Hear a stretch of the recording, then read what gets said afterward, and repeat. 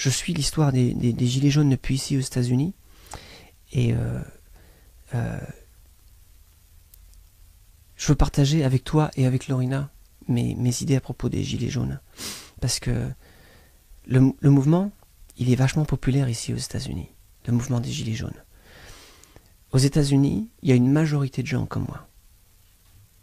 Je suis dans la majorité pour plusieurs raisons. D'abord, on est pauvres, nous. On fait partie des 70% d'Américains qui sont dans la pauvreté. C'est pauvre l'Amérique. Il y a beaucoup de richesses en Amérique, il y a beaucoup de gens très riches, mais il y a 70% des gens en Amérique qui sont des gilets jaunes en fait. C'est-à-dire ils sont au mois par mois, ils peuvent plus se permettre la vie, sa vie coûte plus cher que ce qu'ils gagnent, et ils n'ont pas d'économie du tout. Et s'il y a une urgence, ils ne peuvent pas s'en occuper, quoi. Plus une urgence de 1000 euros, ils sont comme des cons. 70% de la population américaine, c'est beaucoup. Et aux États-Unis, comme en France, il y a un problème avec la presse. C'est comme si la presse, elle travaille pour l'industrie de l'armement. La presse, elle dit pas la vérité, en fait. Donc, il y a le mouvement des Gilets jaunes, en fait, il est vachement populaire aux États-Unis. Mais vous ne pouvez pas savoir ça parce que la presse américaine, elle n'en parle jamais. La presse officielle. Mais c'est vachement populaire, tout le monde est au courant ici. Les Gilets jaunes, c'est vrai. Il y a une partie entière de la population américaine, il y a une poche de gens qui sont complètement derrière vous en fait. Qui sont complètement derrière les Gilets jaunes, qui comprennent exactement ce qui se passe en France. Et pour ce que ça vaut, particulièrement chez les supporters de Donald Trump en fait. Croyez-le ou pas. Il y a une énorme portion des supporters de Donald Trump qui est complètement contre les Rothschild et contre la banque centrale et qui recherche les pédo-élites, etc. Il y a une grosse partie de l'électorat de Donald Trump qui a les yeux rivés sur les Gilets jaunes, quoi. Moi, ça me touche, les Gilets jaunes. Ça me touche. Moi, je peux voir, dans ma famille, on est tous des Gilets jaunes, en fait. On est tous des gens pour qui ça devient de plus en plus dur, tu vois. L'idée que, à la mort de Pépère, ils aient pris du pognon à mamie, ça me tord les tripes, moi. C'est le genre de choses, ça me donne envie de porter un gilet jaune, quoi. Parce que je trouve ça pas normal.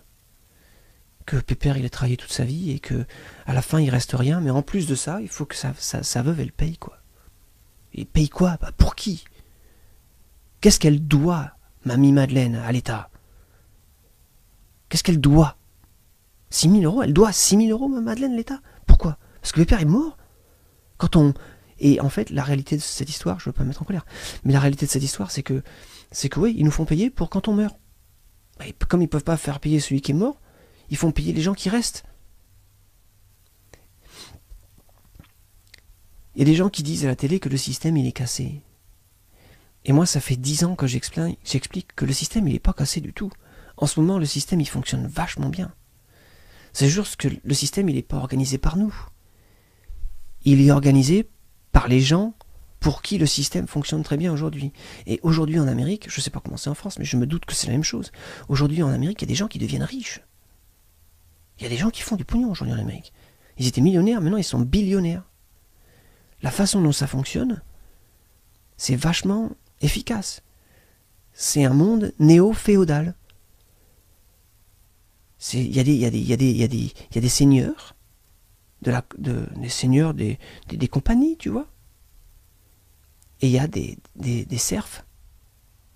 Et moi, ça fait 10 ans que j'en parle, que je dis que ces choses-là vont se produire, que ça ne peut pas durer, qu'il y a des changements financiers et que on peut voir que l'inflation, elle est si grande en ce moment sur la planète. La façon dont le système bancaire fonctionne, il est tel qu'il enrichit les gens et qu'il appauvrit les autres. Et au final, quand ça va tout éclater, ils seront riches, ils vont réorganiser le système, et nous, on sera toujours en bas, et eux, ils seront les gens tout en haut. Et c'est le but. Ils sont en train de préparer l'effondrement de l'économie mondiale, les gens riches en ce moment. Donc l'idée que les gens ils soient pauvres, ils le savent, c'est organisé. Sauf que pour eux, depuis leur côté à eux, il y a beaucoup de nous, hein. Il y a beaucoup de gens pauvres. Donc si tu contrôles pas d'une manière ou d'une autre, ils vont venir te couper la tête. Ils savent ça. Donc ils contrôlent les gens. Tu contrôles les gens avec l'argent. Ça c'est pas. Tu contrôles les gens avec l'argent. C'est une règle dans les élites. Tu contrôles les gens avec l'argent. Pour les pauvres, c'est facile. Tu fais en sorte qu'ils en aient suffisamment pour avoir peur. Mais pas tellement peu qu'ils n'ont rien à perdre. Mais il faut qu'ils aient un peu, quoi. Et ils traitent les gens comme ça. C'est comme ça que tu contrôles la population. Les yeux du monde sont rivés sur les gilets jaunes. Ça, c'est mon opinion. Mais je suis certain de ça. Il y a partout sur la planète, il y a des gens qui sont inspirés par ça. Partout, partout, partout. Tu peux le voir en Europe. Ils vous en parlent pas à télé, mais nous, on voit. Il y a des gilets jaunes en Hongrie, en Hollande, en Belgique, en Angleterre. Il y a des gilets jaunes au Canada. Vous saviez qu'il y a des gens qui portent des gilets jaunes au Canada? C'est populaire, les gilets jaunes. Ce qui va se passer en janvier, en février, c'est que les gens qui ont rien à perdre, les gens pauvres, ils vont continuer d'aller dans la rue. Mais eux, les gens qui sont dans la rue, ils ont peur d'avoir faim. Tôt ou tard, s'ils sont pas bien organisés, ils vont avoir faim, les gens dans la rue. Et Macron, lui, il n'aura pas faim. Il n'a pas peur d'avoir faim. Il a peur aussi, mais pas d'avoir faim. Donc Macron, ce qu'il sait, c'est que les gilets jaunes, ils ont peur d'avoir faim, ils ont peur de perdre leur baraque, ils ont peur de ne pas joindre les deux bouts. Donc il va jouer beaucoup sur ça, Macron. Il va jouer la montre, parce que plus ça dure, plus ça devient difficile pour les gens dans la rue. Et Macron, il a peur. Il a peur des gens qui portent un gilet jaune en ce moment. Si vous n'avez pas compris ça, les gilets jaunes, si tu es un gilet jaune et que tu regardes ça, je veux que tu saches. Ce qu'on appelle l'establishment, ils sont terrifiés par les gilets jaunes. Vous terrifiez le monde en ce moment. Vous avez le pouvoir, vous, les Français. Ils ont peur de vous. Parce que leur monde, c'est un château de cartes. C'est une illusion. L'idée que l'argent, ça a de la valeur, c'est une illusion. Et aussi longtemps que nous, on accepte cette illusion, ils gagnent. Et vous, les gilets jaunes, vous acceptez plus l'illusion. Vous dites non, c'est pourri ce monde-là. On peut faire mieux que ça. Attends, on peut faire mieux qu'avoir faim. C'est la France. On peut faire mieux qu'avoir faim et pas savoir où on va dormir. C'est la France. C'est juste que on nous oblige à nous organiser les uns contre les autres. Les de gauche et les de droite, et les blancs et les noirs et les jaunes, et ceux qui ont des pois verts, et ceux qui ont des boutons, et ceux qui n'en ont pas. Les grands, les petits, les gros. Tu vois, les arabes, les français, les juifs. Tout est bon pour faire en sorte qu'on se chicaille entre nous.